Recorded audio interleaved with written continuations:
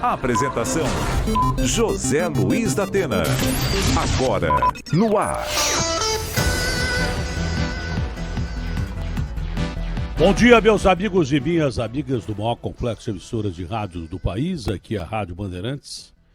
Aqui é a pedra fundamental, onde começou tudo no sistema de comunicação Bandeirantes, que é o maior sistema de comunicação de rádios do país, TV de credibilidade, TVs de credibilidade, jornalismo de credibilidade, com a grife do maior jornalista do país, do Mitre, e hoje com a presença também do Rodolfo Schneider, da nova geração. E quem segura a onda toda aqui é o Johnny, que inclusive é dono da empresa, assina o Primeira Hora. Tá? O grande detalhe é que você não sabe onde tem mais ladrão, tá? Se é aqui no Brasil, se é lá fora, porque o mundo é grande. Agora aqui a gente exagera, né? Um atrás do outro a gente exagera. Tem aquele termo batom na cueca, que é dinheiro na cueca. O tal de Chico Rodrigues, vice-líder do governo, investigado pela Polícia Federal, foi pego com 200 mil reais, ao que parece 30 mil na cueca. Isso já aconteceu com um cara ligado ao PT, quando no aeroporto descobriram 50 mil na cueca do cara. Quer dizer, só muda o partido, o cheiro é o mesmo, né? Vice-líder do governo. Tá? E o pior que o líder do governo, esse Ricardo Barros, ex-ministro da Saúde, é investigado no estado dele. Outro dia a gente mostrou aqui, busca e apreensão em escritórios dele lá em Maringá, a cidade dele, o reduto político dele. E ele não saiu da liderança. É capaz que o vice-líder saia, mas o Ricardo Barros continua como líder do governo. Mas é uma vergonha tão grande essa situação política, corrupção em termos de pandemia. É aquilo que eu digo, é crime contra a humanidade, não é nem crime contra a saúde. Mas isso também não é só privilégio da gente, não. Porque veja você, olha aqui, ó. As buscas foram realizadas na manhã desta quinta-feira nas residências e respectivos escritórios do ministro da Saúde. Aí é no Brasil, não. Olivier Véran e do diretor-geral de saúde, Jérôme Salomon. Informou o Ministério, confirmando informações que seguem a seguir. Seguem a seguir é bom, né? Porque está em francês aqui, literalmente não é essa a tradução. Soubemos que a ex-ministra de Saúde, Agnès Buzyn, o ex-primeiro-ministro Eduardo Philippe e o ex-porta-voz do governo Sibé Ndiaye também foram alvos. Quer dizer, lá na França, o ministro da Saúde e a sua trupe, a ex-ministra da Saúde e a sua trupe também foram alvos de busca e apreensão da Polícia Federal deles nessa quinta-feira. E aqui esse cara com dinheiro na cueca. A primeira coisa que o Bolsonaro tinha que fazer era tirar esse cara do governo, não é esperar ele sair, não. Como foi dito aí, tinha que mandar o cara andar. O Bolsonaro não falou isso? Eu acho que foi ontem ou anteontem, que ele falou, o primeiro que eu pegar aqui corrupto, eu dou uma voadora no pescoço. Então, o presidente Jair Bolsonaro, é bom o senhor dar uma voadora no pescoço desse vice-líder e tirar logo. É hora da voadora. Se o senhor ia dar uma voadora, é o momento exato para o senhor dar uma voadora no vice-líder do governo. O vice-líder do governo não pode ser pego, não é com evidências, é batom na cueca, é dinheiro na cueca. 30 mil reais dentro da cueca. Bom, deve sobrar espaço na cueca dele para ele colocar 30 mil reais, né? Deve ter muito espaço ali para ele colocar os 30 mil reais. Bom, também não sei se foi na frente ou se foi atrás da cueca, ou do lado da cueca, ou na cueca inteira. Eu sei, atrás não, atrás normalmente quem acaba se complicando é o povo, né? Por causa dessa roubalheira desgraçada que existe aqui no Brasil, e os caras querem acabar com a Lava Jato ainda. Com tanta evidência de político corrupto, principalmente em época político, alguns poucos empresários corruptos também, vagabundos que se enriqueceram durante prisão e tudo mais, e coisas que tais, não é? E querem acabar com a Lava Jato. É o pior momento para acabar com a Lava Jato. Isso é uma excrescência. O que estão roubando de dinheiro não está no gibi. É que pode um vice-líder do governo com 30 mil reais escondido na cueca. Vamos esperar que o presidente Bolsonaro cumpra aquilo que ele disse. Ele costuma cumprir, né?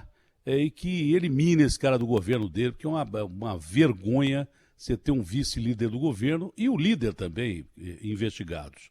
Esse foi investigado e pego com 200 mil conto. Outro dia aqui pertinho mesmo, em Santana de Parnaíba, não teve um cara que jogou 200 mil no lixo aqui para se livrar do dinheiro? Então é corrupto pra caramba e o governo com necessidade de equilibrar as suas contas públicas. Equilibrar é impossível.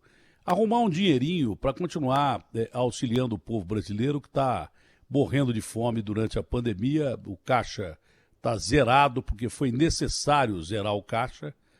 Essa é a grande realidade. Se não zerassem o caixa, o brasileiro ia morrer de fome.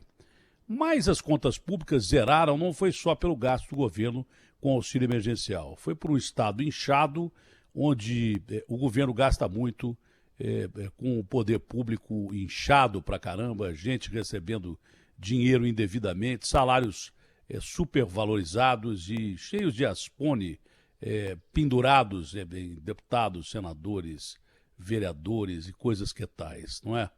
Essa é a grande realidade. Então a gente já estava quebrado quando veio a pandemia. Quando veio a pandemia, piorou a situação, está mais difícil.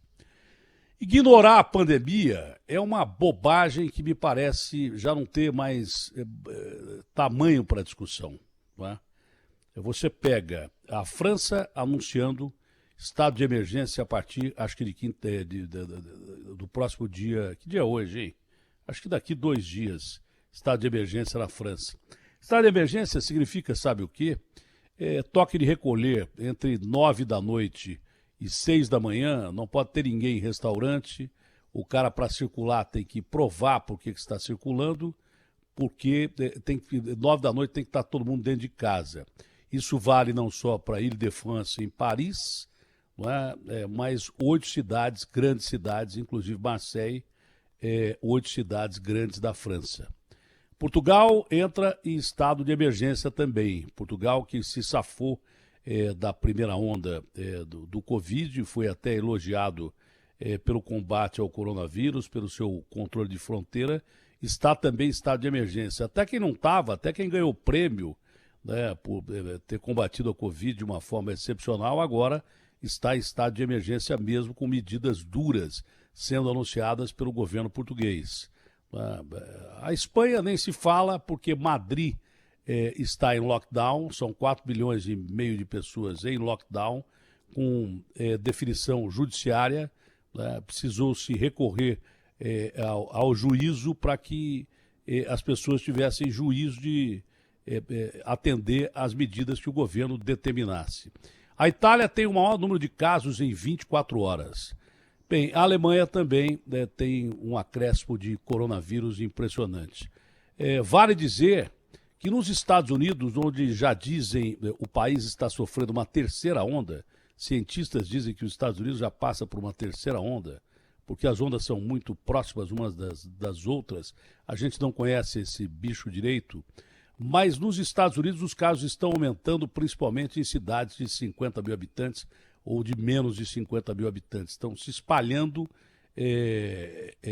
as notícias de que cidades rurais americanas estão sendo afetadas pela Covid-19. Os casos voltam também em Nova York, eu não sei com que intensidade, a gente precisa conferir com o Barão. A verdade é que os casos dos Estados Unidos de coronavírus estão aumentando também, mas não ao ponto de os Estados Unidos, que chegaram a ser e ainda são o país com o maior número de contaminados e mortos, né? Já a Índia pode chegar lá, se bem que a Índia tem muito mais casos do que a gente, tem 7 milhões, tem menos que os americanos, tem muito mais infectados do que a gente, não muito mais, mas tem mais, só que o número de mortos é menor que o nosso, são 111 mil contra 151 mil. E o presidente dizer que nós superestimamos a pandemia é brincadeira, né? Você não pode falar que 151 mil pessoas mortas, né, e milhões de contaminados, mais de 5 milhões de contaminados, é superestimar a pandemia. Nós subestimamos a pandemia. Essa é a realidade, fizemos tudo errado. Nisso ele não tem tanta culpa, porque e também não tem tanta culpa só porque o Supremo determinou que quem deveria gerir a crise eram governadores e prefeitos. E esses erraram em quase todo lugar. Quase todo lugar erraram, e erraram muito.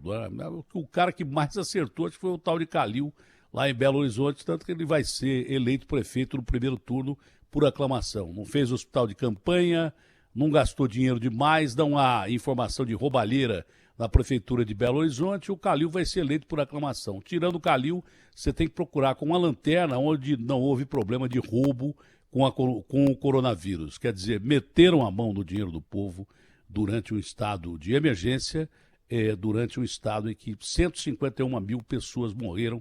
Eu acho que quem comete esse crime de corrupção, principalmente pego com dinheiro na cueca, deveria responder por crimes contra a humanidade. Nem é crime contra a saúde, era crime contra a humanidade. E tem uma pena pesadíssima.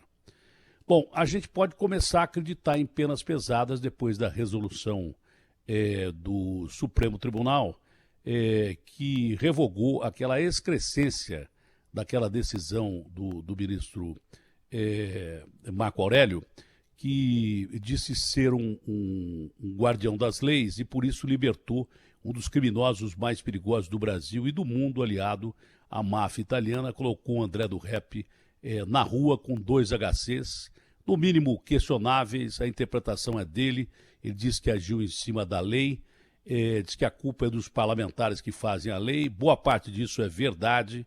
Quando o Maia tenta atacar o MP, ou o judiciário, ele erra violentamente por um desconhecimento legal. O MP não teve nada a ver com essa decisão. O Maia teve, a Câmara teve, o Senado teve, porque desidratou o projeto anticrimes do Moro e do próprio juiz Alexandre. Né? Botaram um artigo lá na calada da noite para permitir que corruptos, ladrões, políticos corrompidos, empresários corruptores saíssem da cadeia por aquele mesmo artigo, do mesmo jeito que bandidos perigosos como André do Rep saem. Mas existe aí do bom senso, né? Para salvaguardar a lei, a ordem e o poder da autoridade.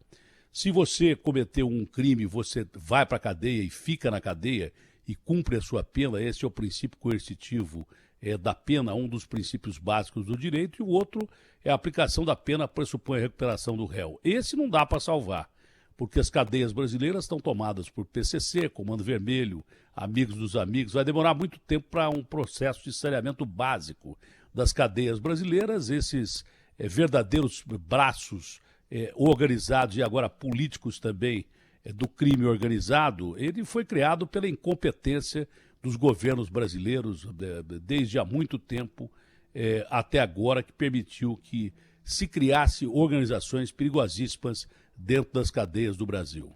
Né? Pelo menos o Supremo meteu um 6-0 no ministro Marco Aurélio e ele foi espinafrado, como diz um colunista do UOL, acho que é o Chico, né?